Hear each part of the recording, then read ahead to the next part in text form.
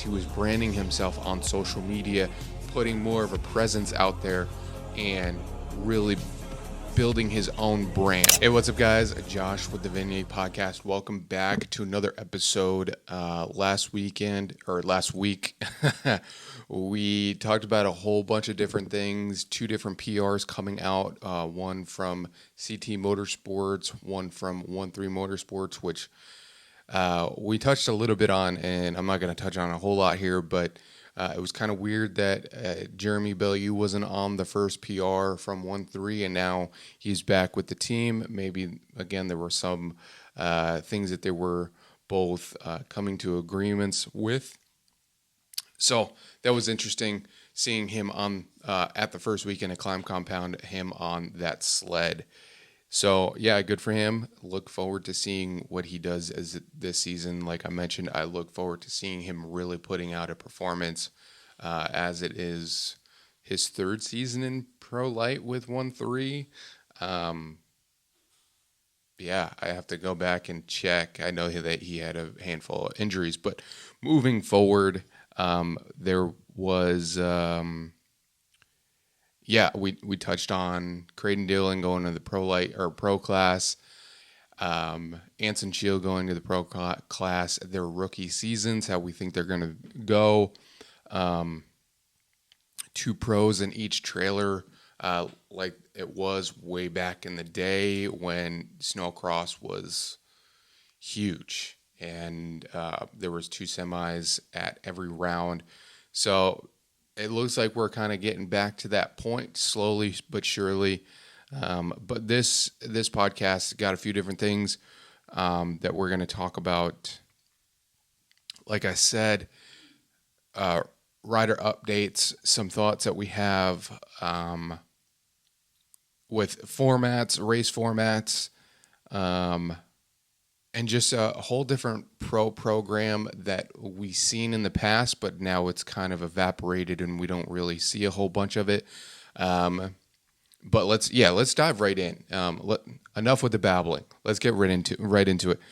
First off, Triple Crown format is slightly going away for the 2026 season. There is going to be 3 rounds throughout the season that is going to be Triple Crown. One is Canterbury. The other one is going to be Duluth, and what's the other one? New York, I believe. They're thrown in there. I know I have 2 out of the 3 right. But going back to the Triple Crown, it's a good format when it's kind of just thrown in there as a random, like they do with Supercross. It's just thrown in there as a random weekend to do Triple Crown format. Different for the riders, different for the fans. I don't think in Snowcross it works every single weekend. I know why they did it. So then, because we had not a whole lot of pros that were racing or pros that were getting injured before the season, mid-season, beginning of the season, whatever. So it was kind of tough to do 2 qualifying or 2 heat races and then a final. There just wasn't enough pros. 10 pros, how do you justify that? So I understand why they did it. And hopefully we don't have a whole bunch of injuries this year. Pro classes between 14 and 15 pros. So it's good that we're having full gates. And there was a comment that was made by Alex Fortune, and he made a very distinctive point. There has never been more than 15 pros, or more than, there hasn't been more than 15 pro. Like there's been a couple more, like 16 or 17, but there hasn't been enough to really have an LCQ. There has been, but there hasn't been. It's like it goes back and forth. It just goes up and down, up and down. It's hot and cold. So his comment is very relevant to the sport of snowcross and the pro class. The pro class just hasn't, like, it's been to the point where it's had LCQs, but then it's gone back to where it hasn't had LCQs. So it's hard on that point of pro class to where you're going to have an LCQ in pro class. It's just not like that all the time. And it hasn't been like that for quite some time. Just pro teams not having the funds to do a pro program and just not enough pro guys wanting to step up. I think pro-lite should potentially be eliminated and just have one pro class. I think that would make it a lot better for riders to, one, hone in on their skills, to have more riders in the pro class, and just make it more exciting for the fans. Because if you just have, let's say, a pro class field of 15 riders, and let's say the top guy, Emil Haar, right now, he laps all the way up until 10th place. So does it really make it that much more fun to watch, or would it be more fun to watch to have more pros on the line and have an LCQ and have riders that really have to push that edge to make it in, to make any sort of money, to get on the podium, to represent their sponsors? Like, that's should that be what it is, and then sport class be the new pro-lite? I think so, because you have sport light class, which is a stepping stone to sport, and then sport should be the stepping stone to pro. Yeah, I think there's too many classes that are out there that are just, they're good stepping stones, but they're just not. Like I said, sport class should be the stepping stone to pro. So sport should have pipes, should have slip-on pipes, and then pro class should be headlight delete, pipes, open chassis, and there's your pro class. So that would fill up a pro class and make it a real pro class. You'd have LCQs, you'd have guys really duking it out to make it into the final.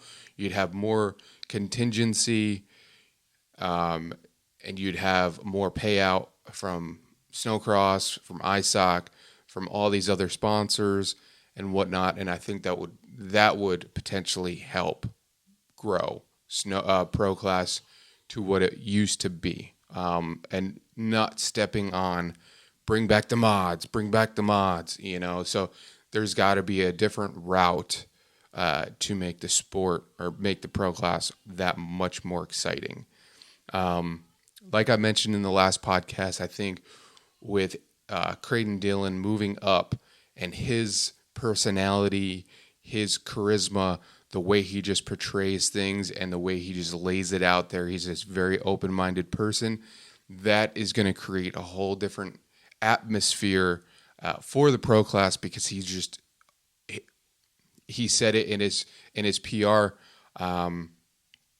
in the last podcast that he's just going to go and duke it out with the big boys and contend for the red plate. He wants to have that red plate. So that sort of attitude is really going to make the pro class that much better. And if you kind of divided the pro light class and made, everybody move up to the pro class, I think it would bridge that gap a little bit more. So then pro class is the top tier. Not to say that it's not the top tier now, but you would make it that much more of a top tier class than it is,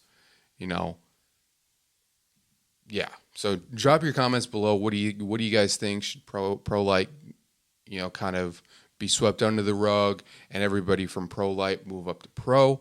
And also to split off of that, everybody wants to be in a pro trailer. I get that. It's exciting. It's really cool. But if there was more of the privateers and pro-lite that just ran out of their truck, out of their trailer, out of their van, or just out of like a pull behind trailer, or even a gooseneck like Jacob Yerk does with his pro team, I think everybody would, root for the underdog, because whoa, he's doing it on his own. Matt Greenwood, He put out a post, or maybe it was the Car by Cop podcast, one of the two. They said something about why aren't there more pro riders out of their own truck and trailer setup? Why is everybody? I think that's how the comment was, and I agree. There should be more pro riders, not in semis. I think they should be out of their own trailer. I think there needs to be more of a pro rider that is privateer. So yeah, that's what the question was. Why isn't there more privateer pros? And it's hard because you got to look at the cost of things. The teams take most of the cost. They pay for the entry fees. They pay for the fuel. They pay for the parts. They pay for pretty much everything, the gear, whatever, the sled. So a privateer would have to pay for all that. But if you did your privateer program right and had some really, really good sponsors that would step up, I think the whole pro privateer program would come back. Look at all the big names in Supercross that use social media to their advantage, and you have a lot of sponsorship dollars coming in. Granted, I know social media is hard for a lot of people, but go back a few years, okay? For example, I talked to a few people about this, and I even talked to the main guy here that I'm going to speak of in a second. But there was two people that I talked to. One was Travis Kern. He was with Factory Arctic Cat, riding out of the Factory Arctic Cat trailer. And this was back in 2016, 2017, I do believe. My first time out in Minnesota. So I want to say it was 2016, 2017. And I asked him, I was like, well, how's your pro-lite program work? And one thing that he touched on was that he had such a hard time getting a free helmet because he wasn't big on social media. He didn't have a following on social media. He didn't really do it. He wanted to focus more on being an athlete, which I respect, and you should. You should really be in tune with being a professional athlete and all that jazz, because TV coverage was making you a pro athlete. It was helping you bring your name up the ladder more and more, getting on the podium, making people recognize your name. Mm-hmm. And that's how you built your brand, was by TV, by press, by all the stuff that came with being a pro athlete that, made you be part of the highlight reel, if you will, on the big screen, on the live stream, on all the snowcross pages that snowcross was running, or that is currently running, but they were doing a whole lot more media back then as well to promote the series. But the other person, Trent Whitwer, he was a fly athlete, and he would get free gear, all this stuff. He would get more contingency. Maybe he got more contingency than Travis Kern, but they were in the same class. So I'm not sure how those logistics work, but Trent Whitwer was more active on social media, and it was making Fly Racing want to give him more contingency, more gear, all this stuff, because he was branding himself on social media, putting more of a presence out there, and really building his own brand. So it was kind of a conflict between Travis Kern and Trent Whitwer. So who do you go with? The person that has the bigger following on social media, or the person that has the biggest personality on the podium and the highlight reels from snowcross and all this other stuff? At the time, social media was really lifting off the ground, and it was making athletes have to post on social media a lot more. So it's a no-brainer that you would go with somebody like Trent Whitwer that was building their personal brand on social media compared to the other guy that was just really focused in on being a professional athlete. Not to say that Trent Wentworth wasn't, because he was getting on the podium a whole lot and he was making his name known on the live stream in front of the crowds at all the snowcross events. So the moral of the story is, if you want to do your own program, I highly advise you to get on social media. It might be hard to start and hard to maintain, but once you get a really good flow, it's going to flow even better. So all you athletes out there that are having a hard time getting sponsors, getting any representation of these companies, get on social media. Become your own brand.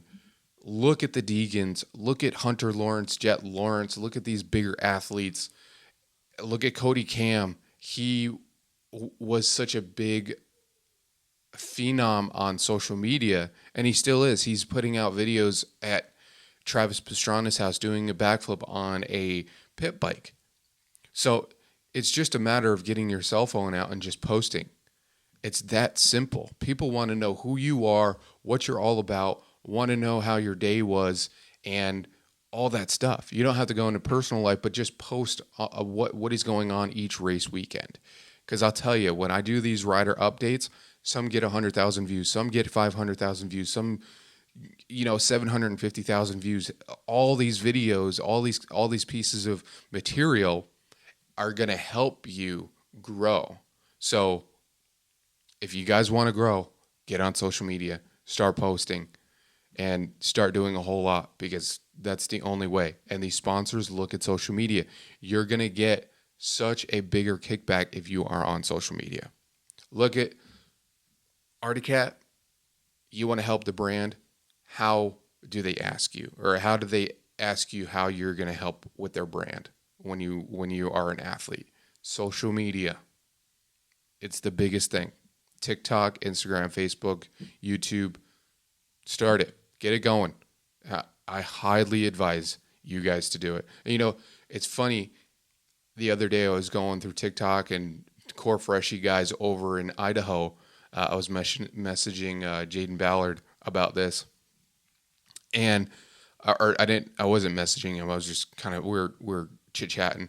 And I was going through his page on TikTok, and he got sent a free pair of Brunt boots. This is not a shout out to Brunt boots by any means, but Brunt boots sent him a pair of free boots for nothing.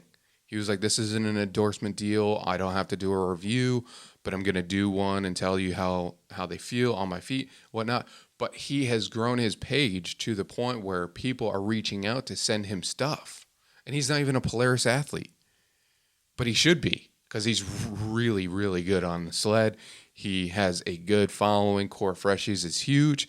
They put out movies and a whole bunch of social media content. So just look at that guy. Jaden Ballard is, he's paving his way, and he's doing it on social media. So that's my hot take on the whole thing, on being a professional athlete. You should be on social media. You should be a professional athlete as well, and you should be building your brand. That is how you're going to, create more assets that are going to be in your court. So moving on from that, sorry, we kind of got a little bit of ways from the Triple Crown, but they're going to be doing a 2-moto format with a final. 2-moto format with 2 qualifying sessions and then a final. That's their new program for the 2026 season, and I think it's going to be a whole lot better. More racing. The guys are going to be on the track more. There's going to be a whole lot more to go through the sled, so there's going to be a lot more activity going through the pro pits with all this racing. So it's going to be good. I think it's the best move going forward for snowcross, the 2-moto format. 2 qualifying sessions and a final really works out for snowcross a lot better. Drop your comments below. What do you guys think of the whole new format? I want to hear from you guys. Next up, going with the pro class format here. Hear me out, guys. As far as I can remember, the professional or the pro autograph sessions that we've been having the last 5 years, I think it is. Maybe a little bit longer than that, but I could be wrong. I think I'm right, the last 5 years. But pro women's class used to be part of the pro autograph sessions. Now, hear me out. Why did they get rid of this? Why did they get rid of the pro women's class in the pro autograph sessions? My take is that they switched up the schedule a whole lot, so then the pro women's could not fit into the pro autograph sessions. Now, I think this is a big takeaway from the professional autograph session, that kind of, again, going back to making the pro athlete, giving them the limelight that they need. Was this a good move? I don't think so. Should they bring back the pro women's to the professional autograph sessions? I think so. I think they need to integrate the pro women's back, because the pro women's class is the premier class for these professional women's professional females in the sport. In this sport, these women need that limelight. They need the recognition. They need not the recognition, but they need the limelight. They need all the exposure that they can get, because who do you go to watch? Not saying that you don't go to watch the pro women's, but you go to watch the pro show. They're part of the pro show, but don't you want to go and meet these professional female athletes at these events? You can go up to the trailers and whatnot, but I think they should implement the pro women's back into the pro autograph sessions. That's just my take on it. These women need all the exposure that they can get, and just having them there is going to make it more professional, more of a pro autograph session, not just pro class. You have Anana Hogger. You have all these young guns that are coming up to the pro women's class. You got Avery Hemmer. You got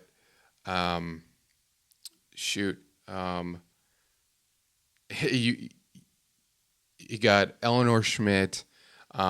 You have some of the Canadian athletes that come over. So there's different takes of life from all over the place that should be implemented and should be part of the pro autograph session. Speaking of the pro women's, so these new up and comers, they should be on that table signing autographs, because you never know. These women want to, or these spectators want to meet these athletes and not just go to their pit. But when you go to Canterbury, it's all the pro autograph session is inside. So why not? You're already there. When I worked for Woody's Racing, it was, Taven Woody's going to the pro autograph session. I better go and get some content of that. So that's how it evolved. And I think the last season that she raced was the last time that they did the pro women's autograph session. So I could be wrong. I think it's 5 years. I think it's been 5 years since then. 2020 would have been the last season. So yeah, do you guys think pro women's should be part of the pro autograph sessions? Drop it in the comments. I want to hear you guys' thoughts. I think it should be. It's really, really cool. And these women, these professional female athletes need that exposure. They need that highlight, that limelight. So, yeah, that's my take on the pro women's class, or the pro autograph session. Next up, we have some things that I've noticed these last couple weekends that I've been at Shearing's compound was some mechanic switches going to different teams. One thing that we did touch on was Creighton Dillon and a few of the riders that are on the Elite Motorsports sleds have switched skis. They went over to the USI skis from CNA Pro Skis. And I reached out to Creighton to ask him about the ski. And he said that they're going to be riding it full time for this 2026 season. It's going to be their ski of choice. And there was Snowmobile Racing Network did post a picture of him from the clip that I put out of him from the first weekend at Climb with an Arrow, new prototype ski from USI. He reached out to Creighton. He said he's going to be he likes the new ski. So this is different. We don't typically see a different ski come into play with snowcross. We've seen Kraychek run a USI ski. We've seen a few different athletes run different skis, but not a big team like this. A professional team, I should say, especially a ski in the pro class that is different. Typically, we always see a CNA Pro ski, which is a proven ski, and it's interesting that they have decided to move ship and test this whole new ski. The ski looks like a whole different design with the rear end of the keel. It's a little black piece. I couldn't really identify what it is, but maybe like I said, it's a prototype ski. It's probably it's probably going to drop at some point. I know that they have an adjustable plate that goes on top of the ski that mounts to the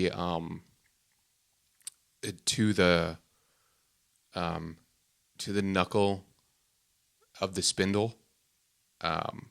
So a totally different design, totally different move for Elite Motorsports, totally unique. I'm curious to see how it's going to perform, and we'll see. Maybe I'll do an interview with Creighton. Maybe I'll do an interview with Tanner Johnson or somebody else that's running the USI ski and see how they like it at these couple days that I'm going to be at Shearing's. So, yeah, totally interesting to see that a rider or a team is moving away from the CNA Pro skis. Proven ski. He's won 2 championships on it. So, yeah, do you guys ride USI skis? I'm kind of curious on what your take was. I saw a lot of comments saying that it's a great ski, but the handle is too weak. It breaks. But other than that, it was a good ski, but nothing beats a CNA Pro ski. Next up, I noticed that these last couple weekends, Eli Epling has been wearing a Skogquist Racing Team jacket. So I was curious on that. He has moved over from the powerhouse of Warner Racing. He was the mechanic for Topi Posty. Topi is no longer with the team. I do not know who Dylan LaBelle's mechanic is. I do. Because they have been working together for the last couple years. What the heck is his name? I do not remember his name now. I can picture his face, but I'm sure he has moved over to the pro trailer with Dylan LaBelle, so that kind of moved Eli Epling out.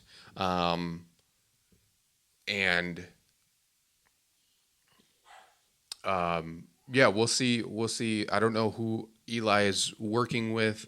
I'm going to guess it is Drew Freeland. Um, in the pro-lite class, I'm gonna guess that Eli is with Drew Freeland. I wasn't really paying attention on which sled he was working on. I'm sure that he was working on everybody's sled, but if I were to guess that he was a pro-lite mechanic, so his move would possibly be with Drew Freeland. Um, Next up, Tucker Kierstead over to Elite Motorsports. Um, I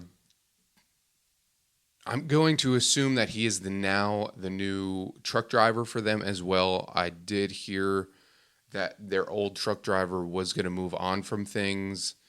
Um, so Tucker, I know he has a CDL license, so it would be a win-win for Elite for Tucker. I know that Tucker's a really good mechanic as well with the Flextoy team last year being Dylan Rose's mechanic, I believe.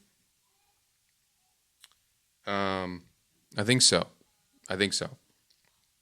I'll have to double check on that. But I know that he was with Flextoy and he was working with the whole group there. Um, but it's cool to see that these mechanics are switching teams, not necessarily manufacturers, because it's all the same. But clutching is different. Sled setup may be a little bit different. Handlebar setup, controls setup, whatever. Um, so it's cool to see that mechanics are cycling in and out of different teams. We typically see that the riders are moving a lot more than the mechanics, but I like to touch on the mechanics a little bit more because I feel like they don't get a whole lot of limelight either, and they're the unsung heroes of the sport. They make sure that the sled is top tier, top notch for these athletes to go out and perform. They check every nut and bolt. They're working late nights to make sure that these sleds are top notch. And like we touched on in the last episode, Colton Swiatek, two-time mechanic for Emil Haar, he mentioned that they go through the sled extensively, and they make sure that there is never any problems with the sled, and he does a really good job. And just again, to touch on the mechanics, I think it's an important part of the snowcross community, because these guys don't really get a whole lot of limelight. They get it on the podium when their athlete wins, or when their teammate or when their team gets on the podium, but that's pretty much it. We don't really hear a whole lot about the mechanics, and I just want to shed a little bit more light on the mechanics. I'm going to be doing a whole lot more content with the mechanics this year. So tune in for all that good stuff. Make sure to hit that follow button, hit that like button, hit that subscribe button, all that good stuff. Because we've got an array of different things in the works for content this season.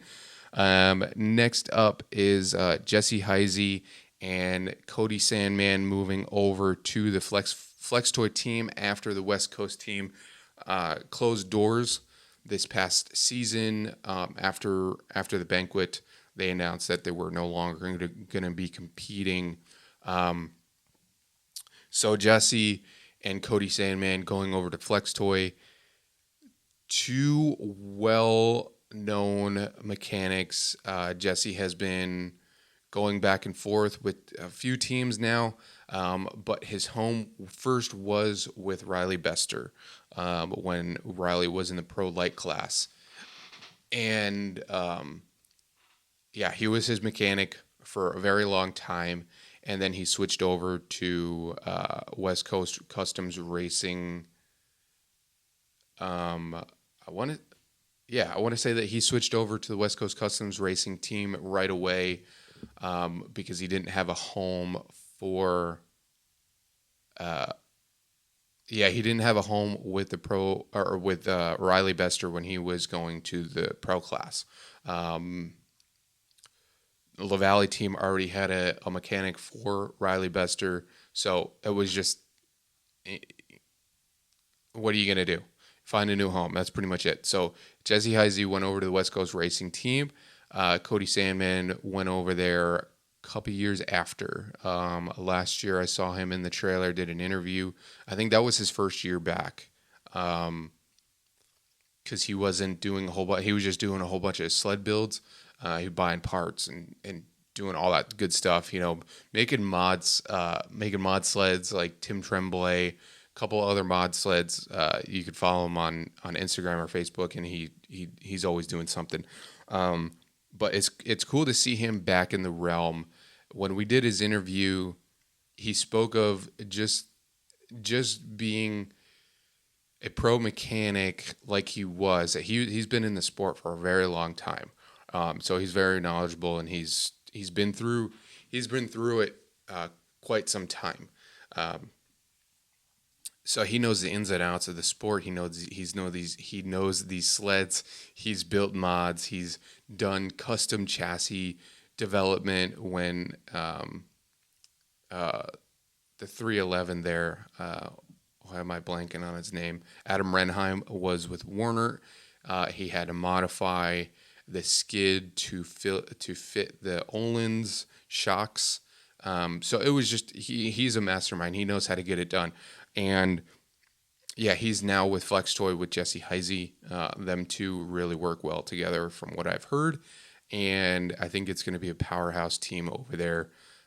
With the development, with the knowledge that both of these mechanics have, and it's going to be a good season. I'm really excited to see what Flextoy can do with their second year.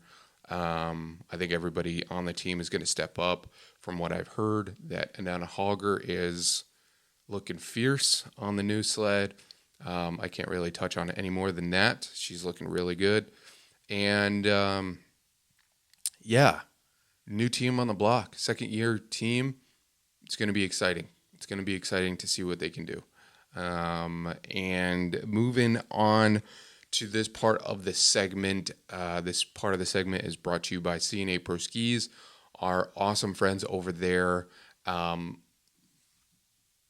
have the best skis on the market. So like I said in the previous podcast, if you need any ski, go over to caproskis.net, grab yourself a set of skis, whether you're in the mountains, trailside, watercross, snowcross, whatever other application that you need. Maybe you're just a guy that just likes to bop around in the trails or just to boogie around. Get a brand new pair of skis for your snowmobile. You won't regret it. Best pair of skis that you'll ever own. And cool thing is that they come in custom colors. Whatever colors you want, whatever 3 colors that you want for your skis, they will make it happen. If you want red, white, and blue, they'll make it happen. If you want green, blue, and pink, they'll make it happen. Whatever color you want, they got it. And they're brand new TMX mountain ski, best ski on the market. You won't find a better ski that turns on the side hill or just is... that just tracks through the snow phenomenally. Firsthand, I've ridden the ski. It is great. It is one of the best skis. Not that I've ridden with, I rode with stock skis before, but not to get off topic. TMX skis are the next generation for mountain riding. Take it by any of the pro athletes that are out there in Idaho. Jaden Ballard, Hayden Troop, Scott Iyer, Mav Walker, all them guys ride that ski, and they wish they have gone on that ski sooner. I know the ski is going up. It's coming up on 3 years, I do believe. But best ski you'll ever buy. So grab yourself a set of skis at caproskis.net. So moving into the rider segments, we have Eva Gifford. Eva is a Michigan native, and she has been training a whole lot. I talked to her dad, Skylar. We actually shot a little segment this past weekend at Climb Compound, and we were chit-chatting. Eva looks really, really strong. She's been riding moto all summer long. She just got off the bike, and she's Yep, she's looking strong. She's going to be going into the junior girls class, and she's going to be doing ISOC full time. Also, going to be competing in the Northern Power Race Park series as well. So let's dive right in. My off season has been really good. I started going to the gym to keep up my fitness and rode my dirt bike a lot. I feel that riding my dirt bike keeps me active and healthy, but also racing helps me overcome fears with jumps and corners. So when I get back on the sled, I can overcome challenges easier. I am doing the full Northern Power Race Park Regional Series, and I'm going to do the full National Series again this year because I have finished top 10 to top 5 every race. I'm looking forward to racing on all the different tracks again this year and seeing where I end up in points. I'm going to try really hard to get on the podium in all my races. Finishing fourth in Duluth, one step off the podium. I want it really bad in Ironwood. My biggest competition, I feel, is going to be Lila Hemmer, Charlie Batu, and a couple other of the girls about to age out of the junior girls class, since I'm still only 12 and one of the younger girls in the class. She's going to have a full schedule this year, and she's she's going to have a lot of seat time on the sled, which is a good thing. Coming off the bike, that definitely keeps you very active. A lot of these athletes are on the bike in the summertime. Some ride quads, some ride dirt bikes, some ride jet skis. Some just do different disciplines. Some don't even ride anything in the summertime. They just train all summer long to get ready for the snowcross season. So Eva, I think she's going to be a top contender this 2026 season, like she mentioned, being one step off the podium in Duluth. That really puts a light under your, puts a fire under you to make a podium appearance, and if not, get a win. So it's going to be exciting. I think her and Lila Hemmer are going to be 1-2 all season long, battling for that red plate. So, moving on, we have Julia Olson. She has been doing the X Racing Sunday Fun Day. She does some of the regional series. I want to say that she did Duluth. She did Duluth, and she did some of the Midwest racing races as well last season. So we saw her a little bit last season, not a whole lot, but it's gonna be interesting what she pulls off this season, being her second season full-time racing, I do believe. So let's jump right into it. My off-season has been a lot different from last season's preseason. I got a new trainer, working out a ton. I have also been riding dirt bike to keep in shape and to keep the momentum of jumping and adrenaline high. We are looking at this season a little bit different, considering I graduated out of junior girls and now in women's. The plan for this upcoming schedule isn't completely clear yet, but I am for sure running grassroots again, and last year I raced the Duluth Showdown. There has been talk with the team about racing some ISOC nationals. We haven't confirmed anything so far, considering grassroots hasn't released their schedule yet. There is a very high possibility of racing the whole Duluth National and ERX. We have talked about Canterbury and Deadwood, but there is a less likely chance of racing those, but there has been talk. We have also talked about trying to make it to a few 286 races if it doesn't conflict with any other main races I go to. We're for sure going to race the ERX Sunday Fun Days. That as much as we have planned so far.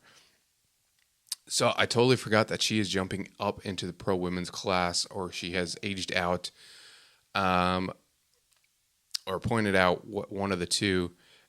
But jumping into the pro class, that's going back to what I said about having these pro women athletes at the pro autograph sessions. A person like Julia Olson, this would bring so much exposure to her team, to her program. I know she's got a lot of amazing sponsors that she represents.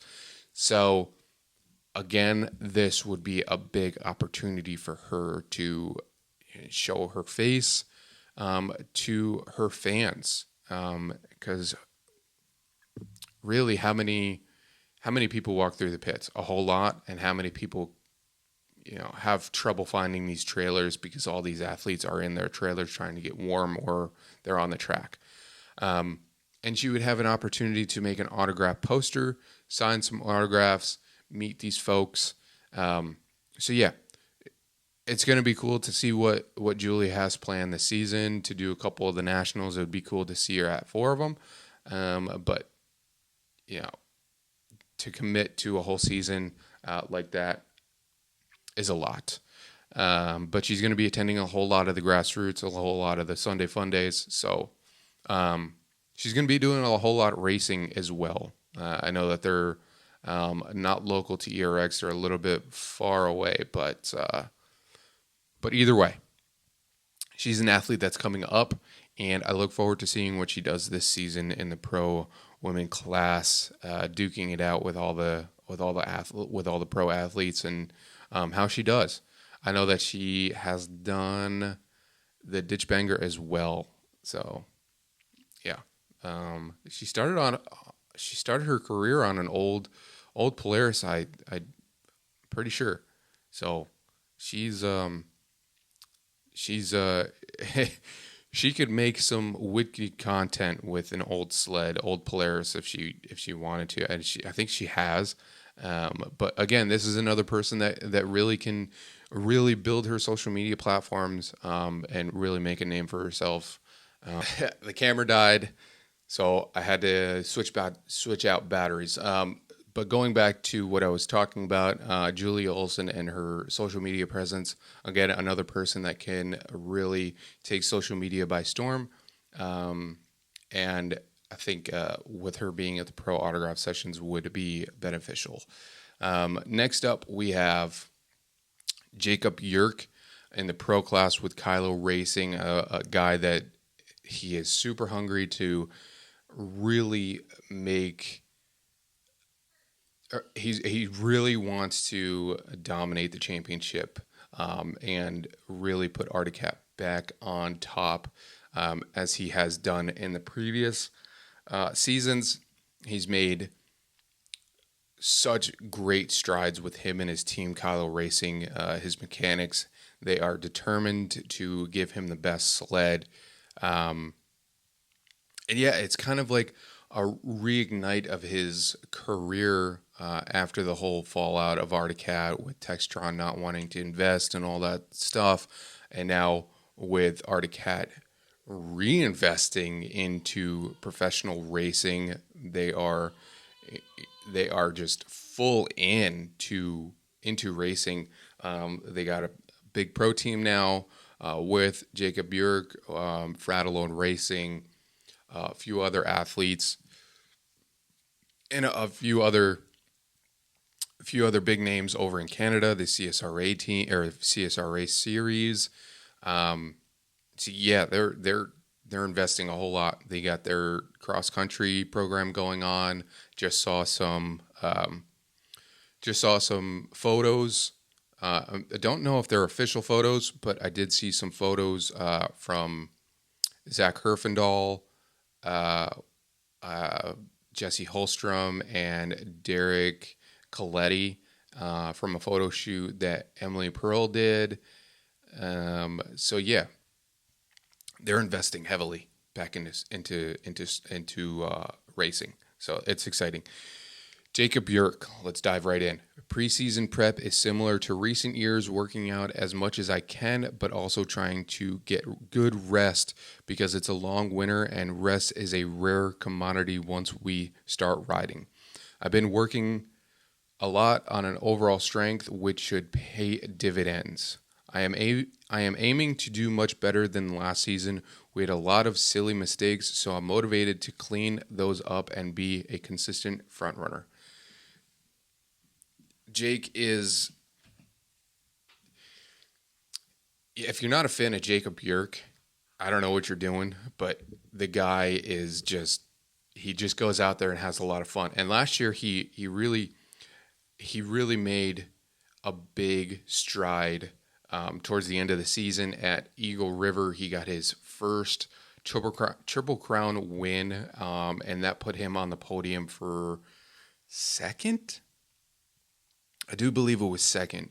And it was very controversial, him getting on second, because I shouldn't say controversial. Let me backtrack a little bit. It was very confusing on how all the Triple Crown results panned out. They were saying that he didn't get second, or third.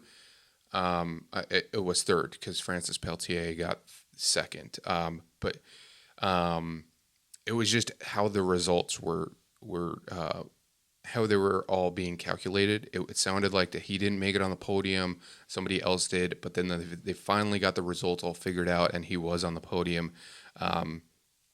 So it was good.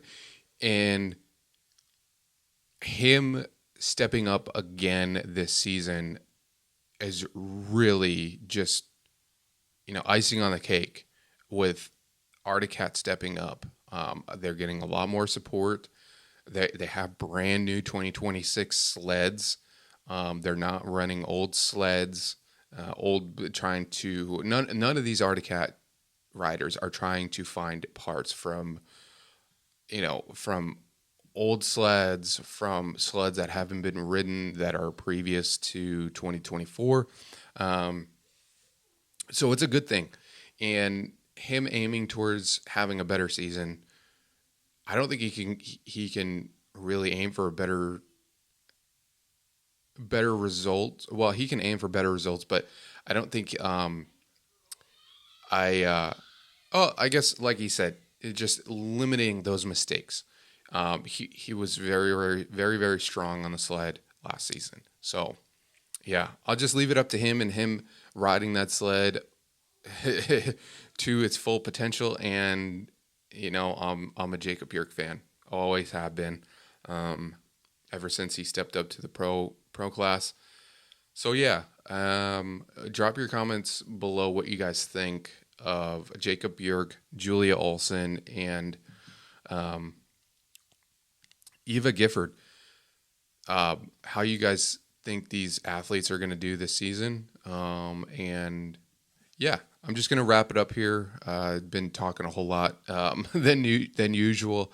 So make sure you guys hit that follow button, hit that like button, drop a comment below, share this podcast. I'm really wanting to grow it. I know some things I get too long-winded, but I'm here by myself in my studio, so why not? Drop the comments below. I want to hear your guys' thoughts.